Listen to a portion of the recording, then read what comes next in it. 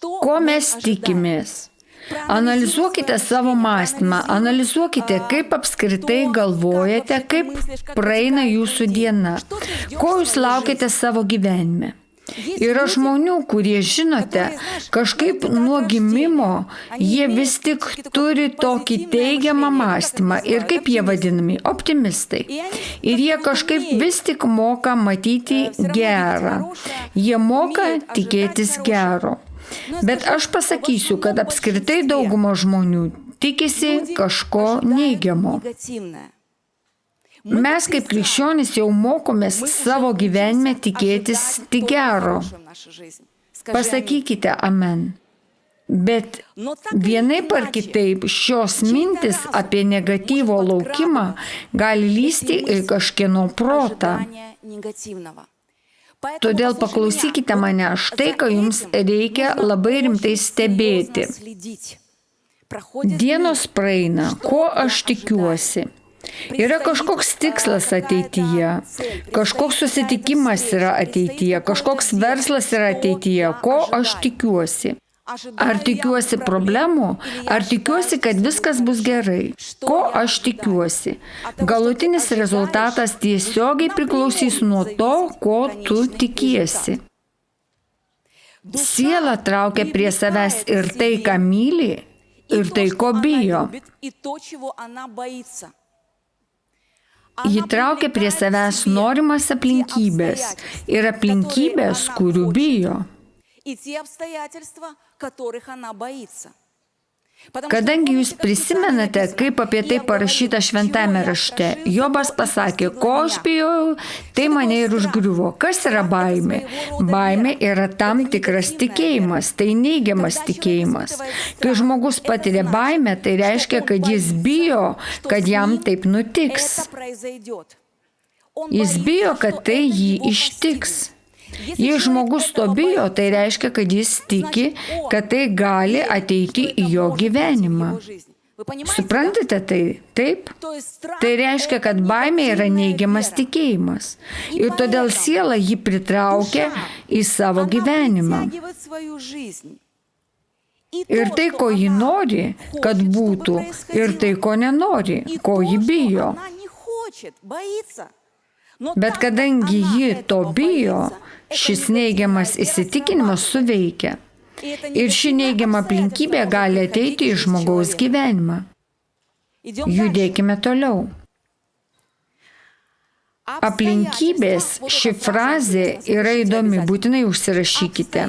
Aplinkybės nesukuria žmogaus, jos tik parodo jį patys savo.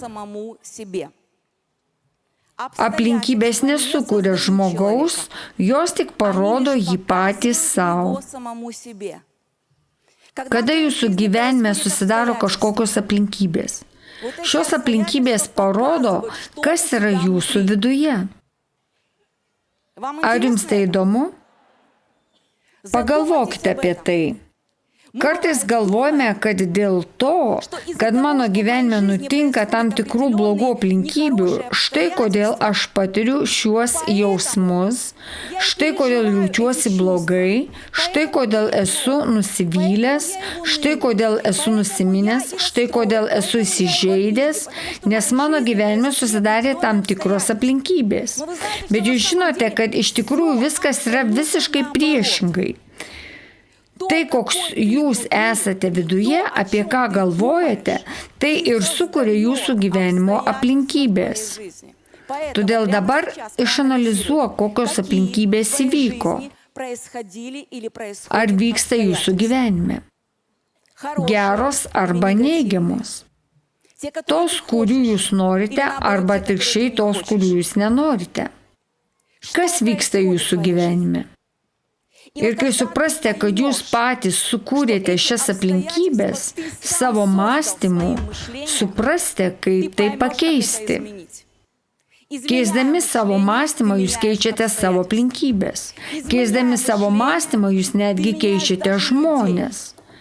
Keisdami savo mąstymą iš neigiamo į teigiamą, jūs keičiate visą savo gyvenimą ir visas savo gyvenimo aplinkybės.